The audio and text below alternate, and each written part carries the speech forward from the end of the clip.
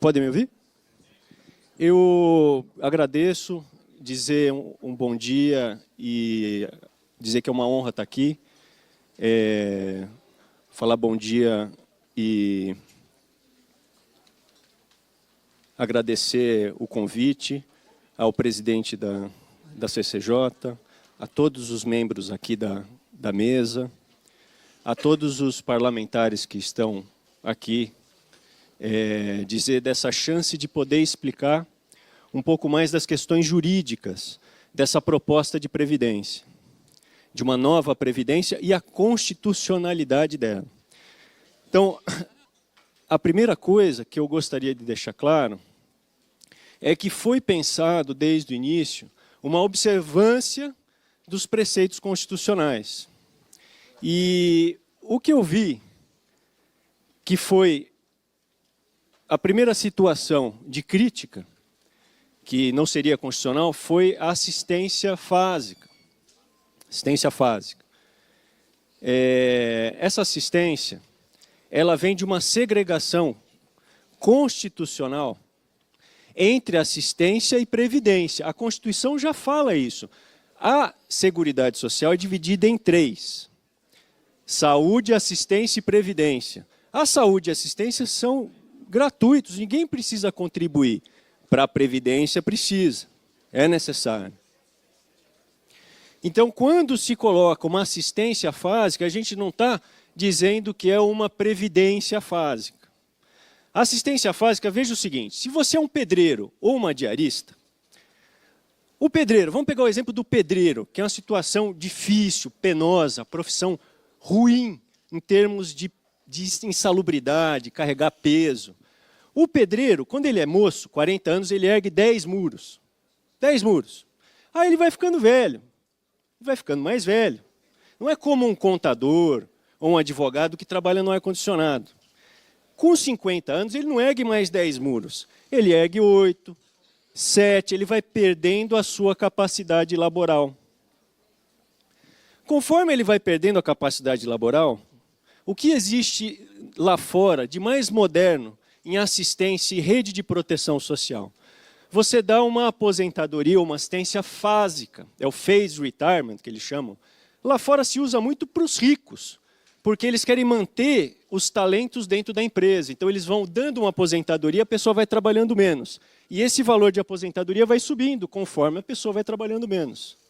Aqui, a equipe previdenciária, desde a transição, a gente pensou numa assistência fásica, que seria o seguinte, hoje esse pedreiro, se ele não tiver, ele faz bico, ele se esfarrapa de trabalhar, e ele tem uma renda de 1/4 de salário mínimo per capita na casa dele, hoje, ele só pode receber alguma coisa com 65 anos. Então, o que foi pensado? Olha, ninguém envelhece de um dia para a noite, você vai envelhecendo ao longo do tempo. Então, o que foi o desejo de construção técnica da equipe é você começar a dar um alívio para o cara. Você começa a dar algum para ele. Pergunta, você prefere receber só com 65 ou a gente pode te dar um alívio, agora um adiantamento? E eu não posso negar, eu escrevi um estudo com o meu irmão, colocando 55, 60 e 65. Isso é uma questão de ajuste fino. Eu quero que os senhores e as senhoras percebam a ideia da fásica. Essa questão de ser 55, o que o estudo colocou, vou dar um exemplo aqui hipotético. Com 55, começa a receber R$500. Com 60, recebe R$700. E aí sim, com 65 anos, você paga o salário mínimo para a pessoa. Fala, ora, mas como que vocês vão pagar menos de um salário mínimo com 55 anos de idade? Porque isso é assistência em primeiro lugar, não é previdência. A gente não está aposentando a pessoa, a gente está dando um alívio, não é para parar de trabalhar. Porque a sociedade ela tem que pagar para acontecer essa assistência. Então você fala assim, olha, com 55 anos todo mundo vai receber o salário mínimo, não dá. Não dá. A gente tem uma questão demográfica consolidada no Brasil, que a gente tem o mesmo número de filhos do Canadá. 1,7 filhos por mulher. E os idosos, está aumentando o número de idosos no Brasil.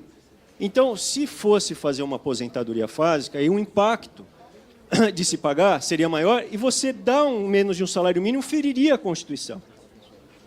Então, na assistência, você paga os R$ 500 inicialmente. O exemplo que eu estou dando, tá? Na reforma está 60 e 70, mas é como diria o Descartes. É um exemplo hiperbólico. Você paga, entenda, você paga um adiantado para o cara. E ele continua trabalhando. A ideia é que ele não pare de trabalhar. Com 55 ele começa a receber. Por isso que é fásico, porque conforme ele vai envelhecendo, o benefício assistencial vai aumentando. Essa é a ideia. Seguindo, com 60 anos, ele aumenta o valor, porque ele começa a perder. Pega a diarista. A diarista não consegue mais limpar 10 casas por semana. Ela começa, não aguenta, cara. Com 55 anos, ela já está cansada, está envelhecido. Então, você tem que amparar essa pessoa. E aí, com 60, você aumenta o benefício, porque ela começa a trabalhar menos ainda. Ela não consegue mais limpar 7 casas por semana, 5. E aí, com 65, você dá o salário mínimo inteiro. Aí fala assim, mas aí você vai estar desestimulando o pedreiro ou a diarista que com 65 vai se aposentar. Não seja por isso. A proposta da nova Previdência, que também envolve a manutenção dos benefícios. Então, a pessoa pode, nesse benefício assistencial, ir contribuindo já para a sua previdência, para a sua própria previdência. Então, com 55, ela pode contribuir no valor mínimo, e aí, de novo, a nossa preocupação, e isso tem gravado entrevista minha, é com os mais pobres. Não porque o mais pobre ele é o coitado, ele é o bonzinho, é porque é o certo, tecnicamente, é o correto proteger o mais pobre. É a rede de proteção social. Então, a proteção do mais pobre, nesse caso, ela vai contribuir com menos. Em vez de pagar os 8% de hoje, vai pagar 7,5%. Paga 7,5%, mas é 0,5%. Pô, para o pobre é toda a diferença. A comida que eu vou comprar um pão de queijo hoje. Eu vou comprar uma comida a mais hoje, um leite a mais, um iogurte eu vou comprar. Então, assim, eu estou aberto a explicar isso de frente ao verso sobre a assistência básica. A crítica que ela é menos de um salário mínimo, o Bolsa Família também é menos de um salário mínimo, é até metade dos 400 que está sendo proposto. Está sendo proposto, pode ser feito ajuste fino, mas a ideia é muito bonita em termos técnicos, porque é a proteção de quem mais precisa e que a pessoa continue trabalhando, que a gente não quer dar um benefício com 55 anos, mas dar um alívio, dar um benefício de integral, vamos dizer assim.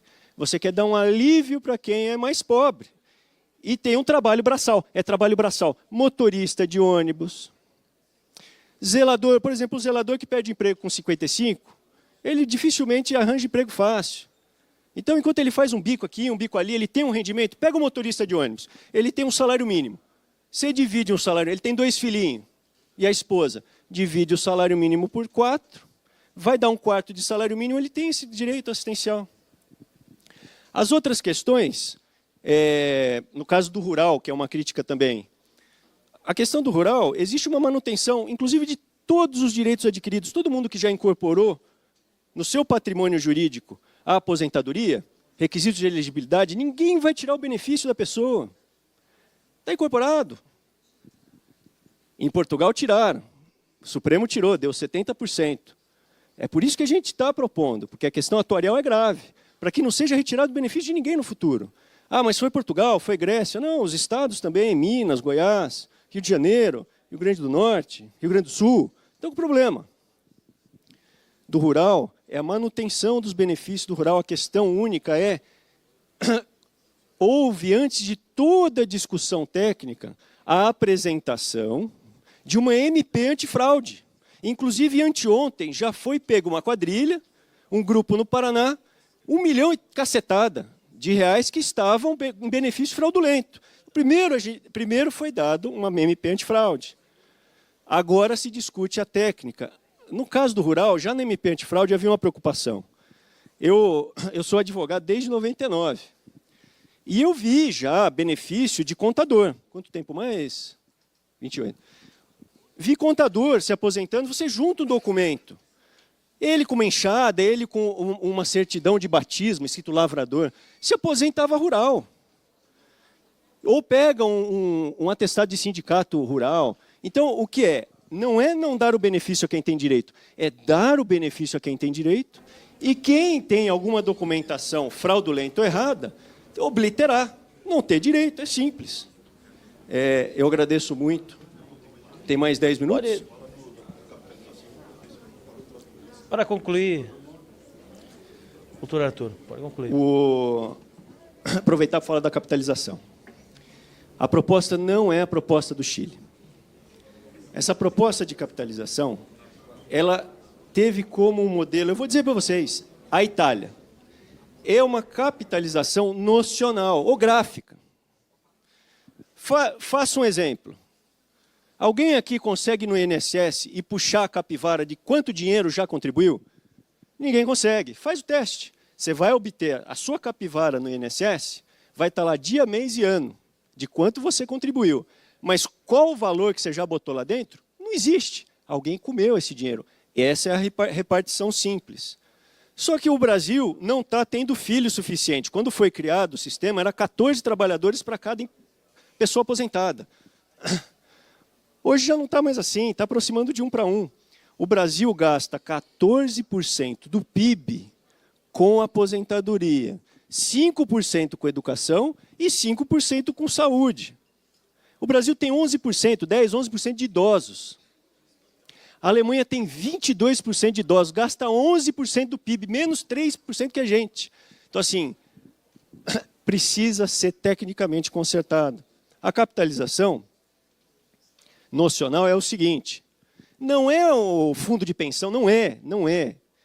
É uma capitalização individual, onde o mais pobre ele tem o direito dele garantido, tem uma rede que a pessoa não cai abaixo dela. É a Fásica, por exemplo. A Fásica segura mesmo quem não contribui, porque isso é o que há de mais moderno lá fora. Mesmo o Chile ele tem um pilar solidário. No Chile, se você não contribuiu com nada, eles te dão $150 de aposentadoria. Só que a nossa proposta não é a chilena. A nossa proposta é a nacional com conta gráfica. Então, cada um que contribuir vai poder puxar o seu extratinho e ver quanto já contribuiu. Pô, já contribuí tanto. E aí o governo vai falar assim, ó, você contribuiu com tanto e o seu benefício vai estar refletido nessa contribuição. E vai poder escolher como render esse dinheiro. Como, por exemplo, uma plataforma similar ao Tesouro Direto. Por quê? Porque hoje, se você pegar um país como o Chile, você tem que pagar taxa de administração, cara.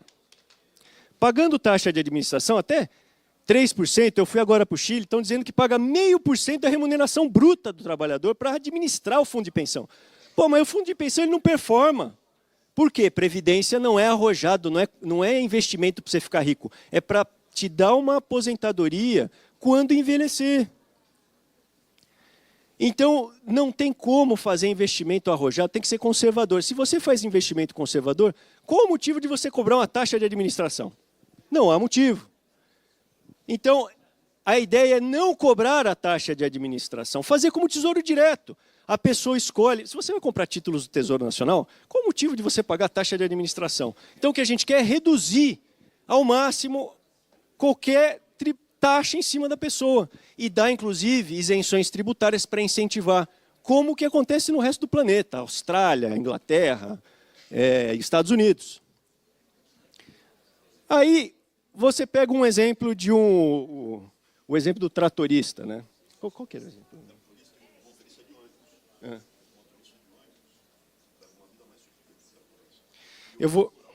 Eu vou dar um exemplo aqui importante. Eu estou estudando isso aí há 20 anos, literalmente. Desde eu me formei em 98, já segui na parte de previdência. E o que eu vi é uma questão importante em relação ao rural. A pessoa, estatisticamente, tá? Eu sou professor de direito atuarial, a atuária leva muito em conta a estatística. Para você conseguir fazer uma abordagem mais técnica e isenta das populações. O rural hoje, ele vive mais do que o trabalhador urbano. Fala, mas como? Como pode? Veja só, antigamente o rural tinha uma vida mais sofrida, porque na cidade você tinha mais acesso. Hoje, um pedreiro, ele para chegar no trabalho, ele demora 3 horas de transporte coletivo. Então ele já dorme pouco. Aí ele come. As pessoas vivem na cidade grande. As pessoas vivem na cidade grande. Se não, vive no rural. A pessoa na cidade grande, o pedreiro, ele perde 3 horas para congestionamento. E a gente precisa proteger esse pedreiro. Aí ele come uma coxinha. Ele não vai se alimentar bem. No almoço, ele come um podrão. E aí, quando ele volta do trabalho, ele pega mais 3 horas de trânsito. E se ele precisa utilizar a rede pública hospitalar, como tem muita gente aglutinada na cidade, ele tem mais dificuldade. Se você vai hoje para o meio rural, tirando, claro, exceções, pegar sertões, mas tirando, vamos para a estatística. Veja com a família que mora no interior hoje. A pessoa vai num hospital mais fácil, porque tem um hospital e não tem 18 milhões de pessoas lá para usar. Ela tem um acesso melhor às instituições públicas. Presidente. E tem um acesso à alimentação. Eu queria perguntar.